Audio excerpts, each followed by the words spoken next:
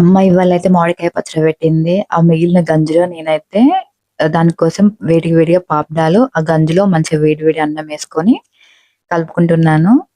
కలుపుకున్న తర్వాత మమ్మీ నా కోసం అని చెప్పి పాపడాలు వేయించి పెట్టింది. అందులోకి ఒక బాయిల్డ్ ఎగ్, పాపడాలు వేడి వేడిగా తినేస్తున్నాను. ఎంత బాగుందో అసలు. వేడి వేడి అన్నంలో ఆ పచ్చడ, ఆ బాయిల్డ్ ఎగ్ కాంబినేషన్ పాపడాలు. ఆహా! ఎంత అద్భుతంగా ఉందో టేస్ట్ అయితే. మీరు మరి మామిడికాయ పచ్చడి పెట్టుకున్నారా? పెట్టుకొని ఇలా నాలాగా లాస్ట్‌లో మిగిలిపోయిన పచ్చడిలో అన్నం వేసుకొని తిన్నారా? ఎలా ఉంది? బావుందా? నాకైతే చాలా చాలా చాలా నచ్చింది. నేను ఎప్పుడు తింటాను ఇలానే.